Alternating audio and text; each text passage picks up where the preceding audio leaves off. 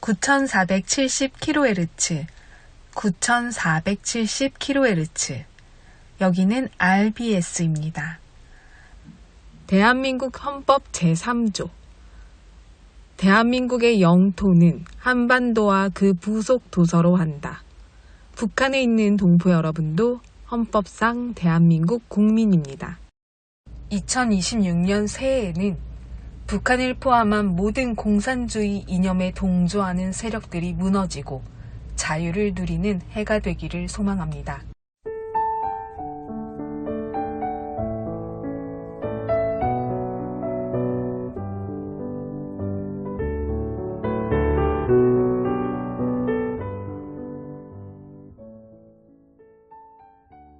북녘 동포 여러분, 6월이 왔어요. 한국은 호국 보훈의 달이네요. 자유를 지키다가 순국한 선열들을 기억하고 감사하는 달입니다.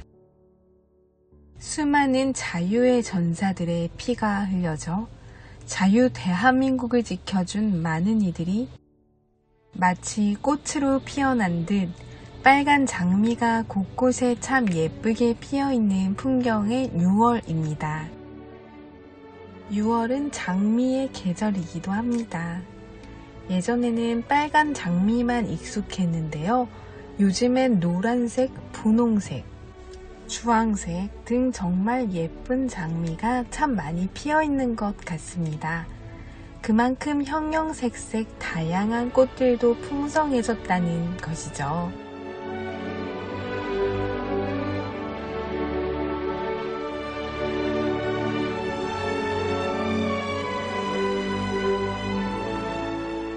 꽃을 꺾는 사람들도 없어요. 희한하죠? 이렇게 많은 꽃들이 피어 있는데요. 대한민국에서는 꽃가게에 가서 꽃을 삽니다. 저도 유독 5월, 6월에는 가정의 달, 그리고 부모님 생신 등 있어서 꽃다발을 자주 구매했어요. 참 아름다운 꽃들을 더욱 많이 보게 되는 풍요로움이 가득한 곳이라는 생각에 감사했습니다.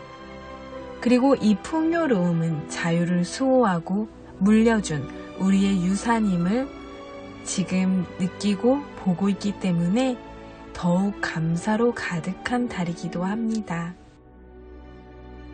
오늘도 찬양으로 RBS 시작할게요. 저 장미꽃 위에 이슬.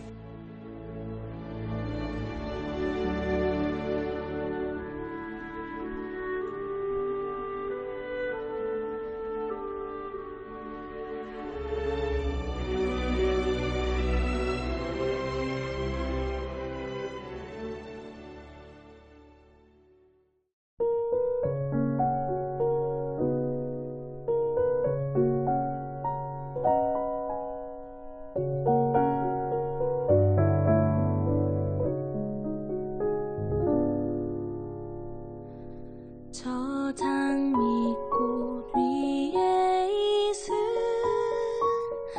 아직 맺혀 있는 그때에 귀에 은은히 소리 들리니 주 음성 분명하다. 주님 나와 동행을 하면서 나를 친구 삼으셨네.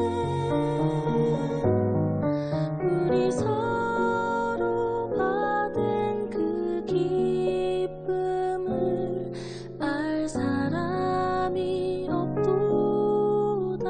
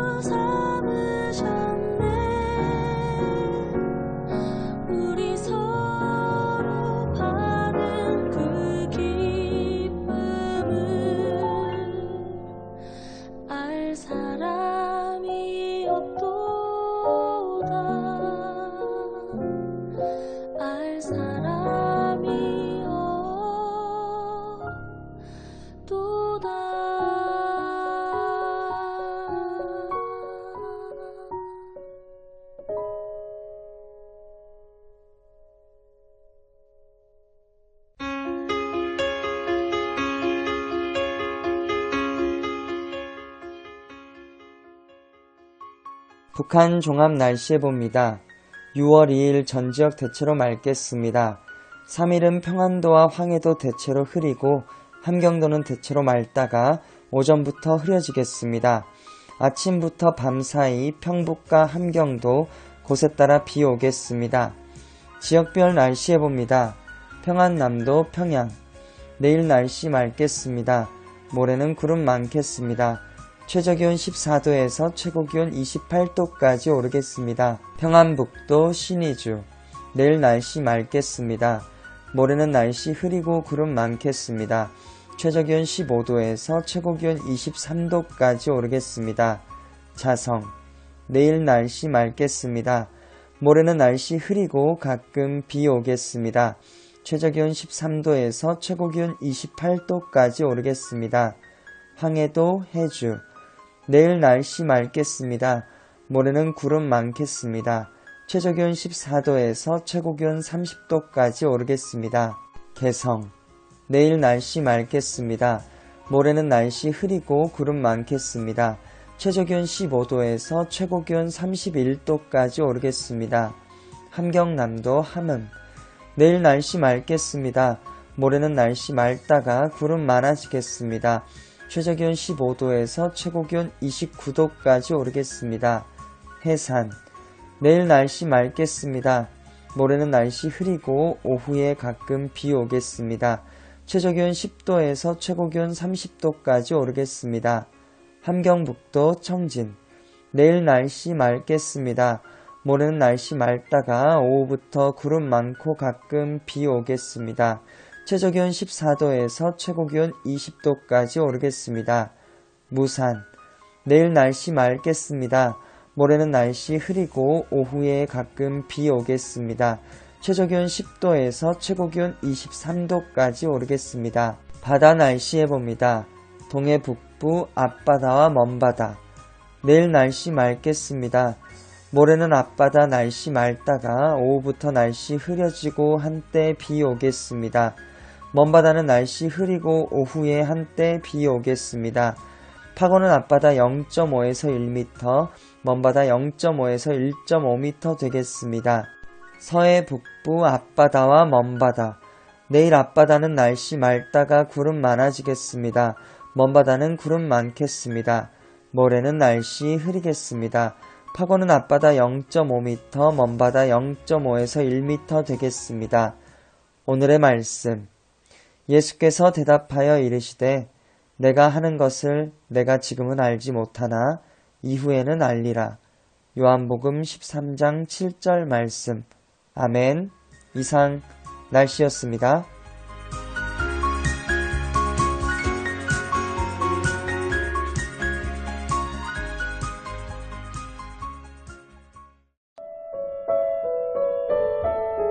여기는 RBS 부흥복음통일방송입니다.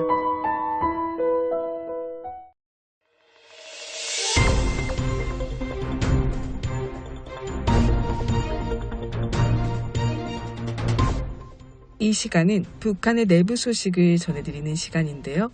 RBS 아나운서가 북한 뉴스를 전합니다.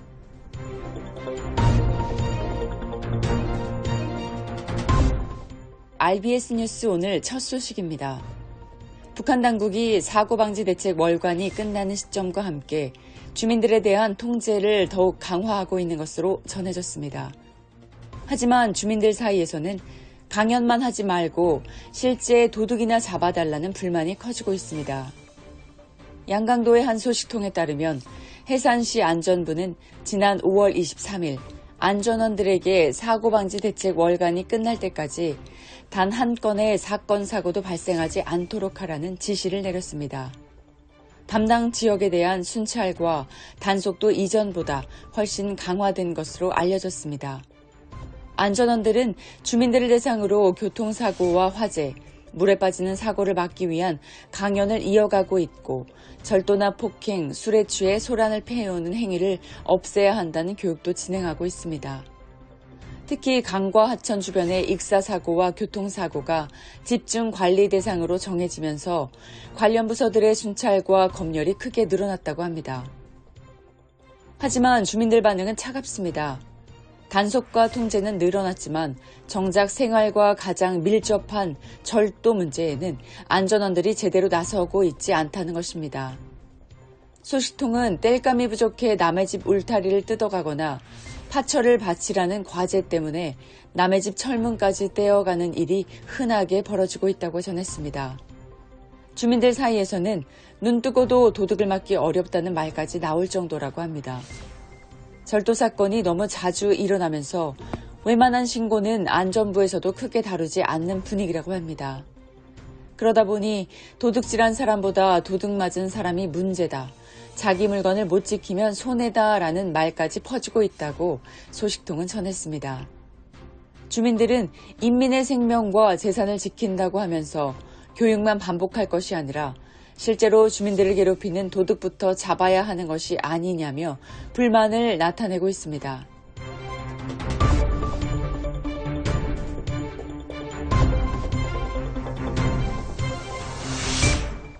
다음 뉴스입니다. 북한 전역에서 모내기 총동원이 이어지고 있는 가운데 황해남도 농촌에 동원된 청년들이 밤낮 없는 노동과 사상학습에 시달리며 큰 부담을 겪고 있는 것으로 전해졌습니다. 황해남도의 한 소식통에 따르면 지난 5월 19일부터 사회주의 애국청년동맹 중앙위원회에 내려온 지도조가 평양과 각지에서 농촌에 동원된 청년들을 상대로 강도 높은 모내기 실적을 요구하고 있습니다. 이들은 청년들에게 모내기를 더 빨리 끝내야 한다는 학습과 지시를 계속 내리고 있으며 특히 최근 청년동맹 대회에 참가했던 청년들에게는 앞장서서 모범을 보여야 한다며 더 큰 책임을 지우고 있는 것으로 알려졌습니다. 특히 중앙에서 내린 이른바 야간 독경덜, 따라 낮에 계획량을 채우지 못하면 밤에도 횃불을 켜고 논으로 나가 모내기를 계속해야 하는 상황이라고 합니다. 소식통은 피로를 이기지 못하고 숙소에서 잠든 청년들이 있으면 지도원들이 한밤중에 숙소를 찾아가 깨운 뒤 다시 논으로 내보내는 일까지 벌어지고 있다고 전했습니다.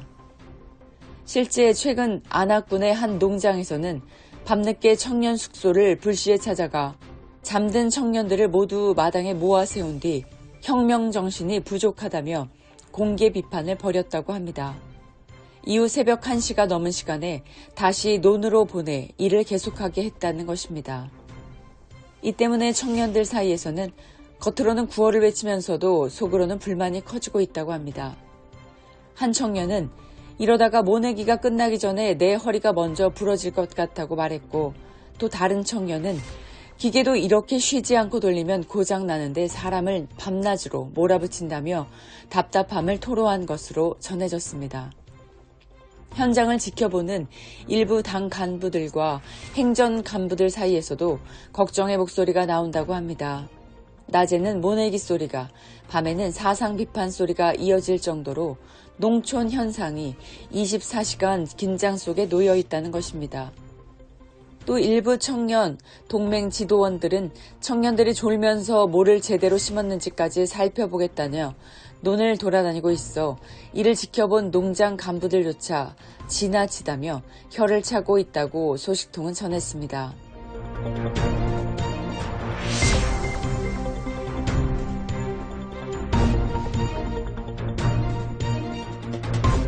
오늘의 마지막 뉴스입니다.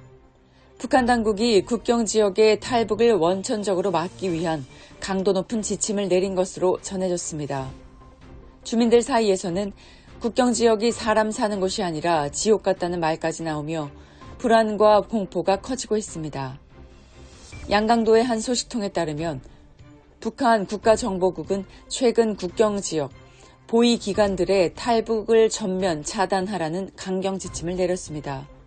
북한은 지난 4월 말까지 국경 주민들을 대상으로 대대적인 인원조사를 벌였지만 행방이 확인되지 않은 사람이 지난해보다 크게 줄지 않은 것으로 파악되자 통제를 더욱 강화한 것으로 알려졌습니다. 이번 지침의 핵심은 국경을 넘으려는 행동은 이유를 묻지 말고 모두 한국행 시도로 보고 엄격하게 대응하라는 것입니다. 소식통은 국경을 넘으려다 붙잡히거나 준비 정황만 드러나도 강한 조사를 받게 된다고 전했습니다. 또 현장에서 바로 사살해도 된다는 식의 지침까지 내려졌다는 이야기가 퍼지면서 주민들의 두려움이 더욱 커지고 있다고 했습니다.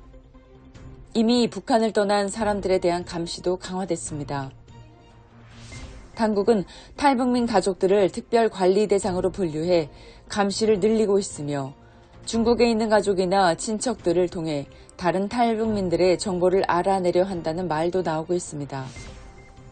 특히 중국 공안과 정보를 주고받으며 중국에 머무는 탈북민들의 행방을 추적하고 있다는 소식까지 전해지면서 한국행을 준비하던 사람들과 그 가족들의 불안이 더욱 깊어지고 있다고 합니다. 이와 함께 각 지역 보위기관들은 인민반장들과 함께 매일 주민들의 동태를 살피고 집집마다 가족 수를 확인하고 있는 것으로 알려졌습니다. 탈북을 시도하는 바람에 사람뿐 아니라 그들에게 동정하거나 도움을 주려는 주민들까지 감시 대상이 되고 있다는 점에서 국경 지역의 긴장감은 더욱 높아지고 있습니다. 소식통은 서로가 서로를 의심하고 감시하는 분위기 속에서 주민들이 깊은 답답함을 느끼고 있다며 여기는 사람 사는 곳이 아니라 지옥과 다름없다는 한숨이 곳곳에서 나오고 있다고 전했습니다. 지금까지 RBS 뉴스를 전해드렸습니다.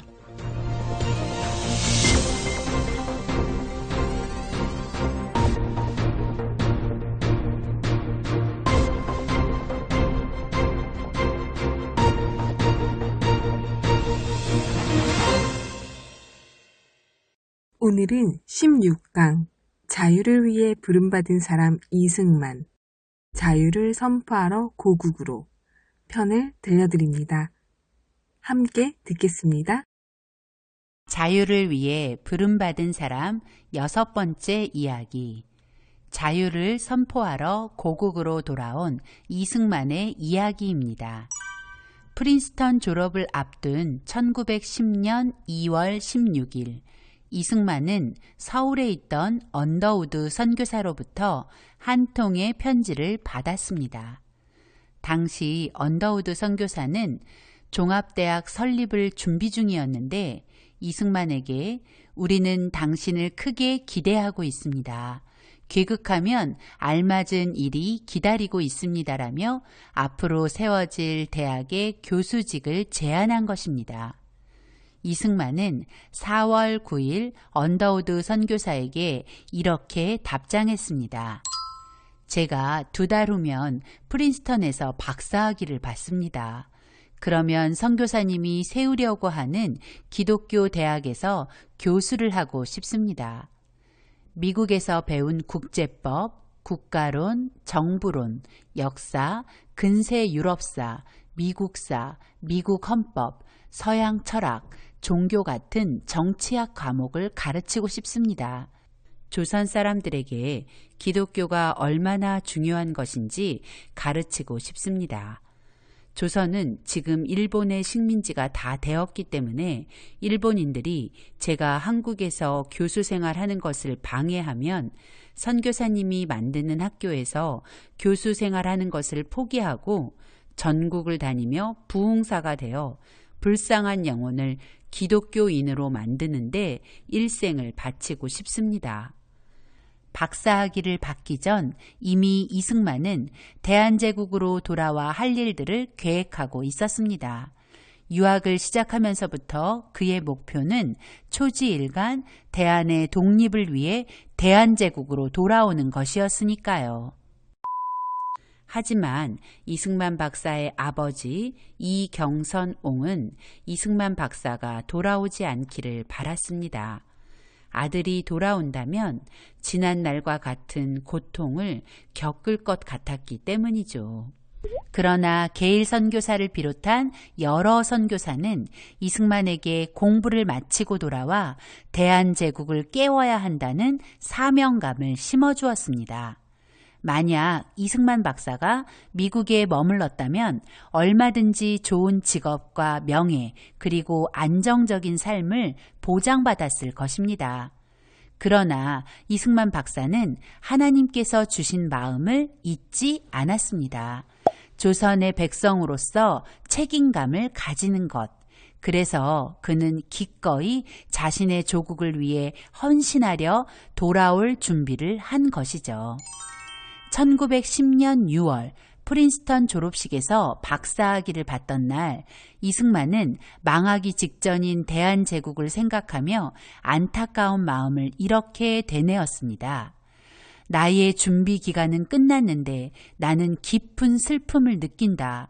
내가 가서 일해야 할 대한제국은 이제 나의 나라가 아닌 것을. 네, 정말 그랬습니다.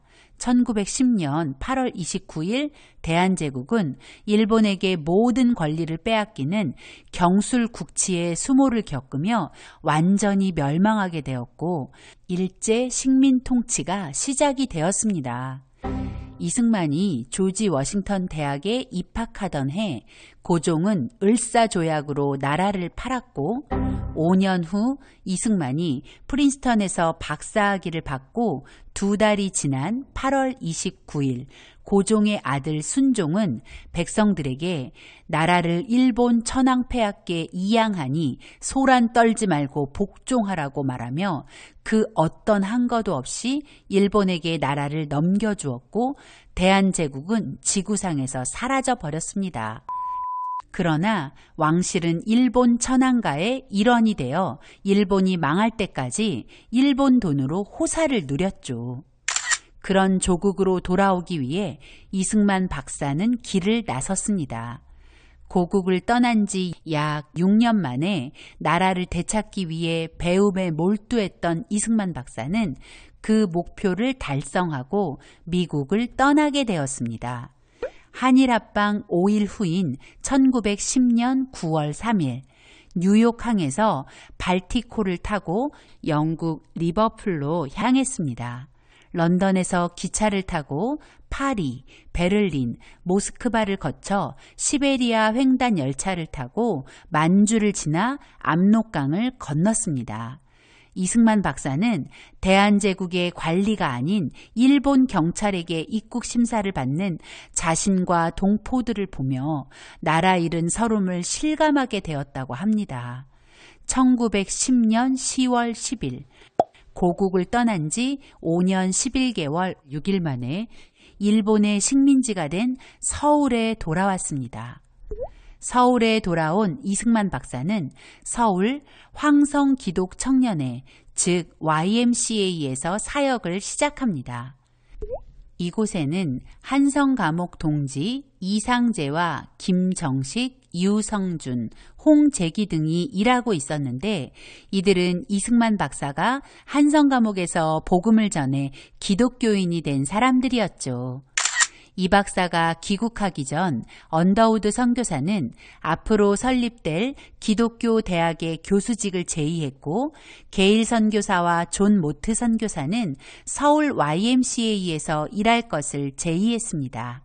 그러나 언더우드 선교사가 시작하려는 기독교 대학의 인가가 늦어지면서 이승만 박사는 게일 선교사와 존 모트 선교사의 제안을 받아들여 YMCA의 한국인 총무와 YMCA의 학생부 간사 그리고 YMCA 청년학교 학감으로 일하게 된 것입니다.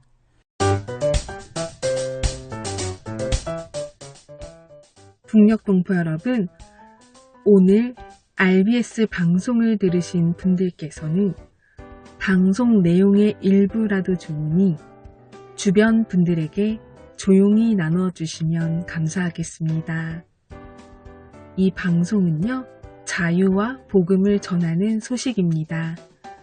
우리 동포 여러분께서 주변의 지인들께 이 방송을 들었던 내용 중 감동을 받았던 것을 조용히 함께 나눠주시고 그 내용을 전달해 주시면 정말 감사하겠습니다. 함께 복음통일, 자유통일을 이루어가는 시작이 될 것입니다.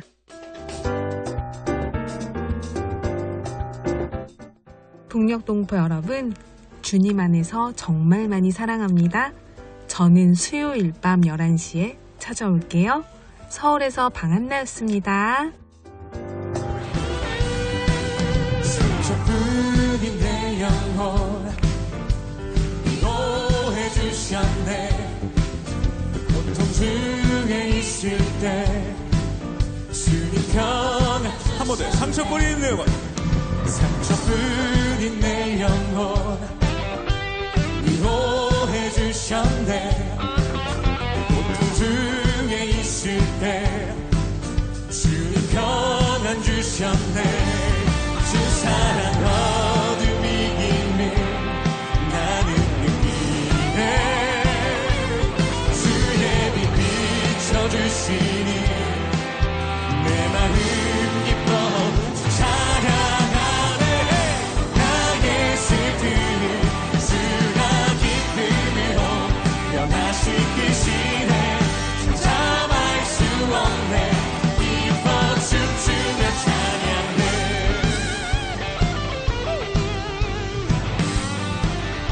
상처뿐인 내 영혼. 그만. 상처뿐인 내 영혼 위로해.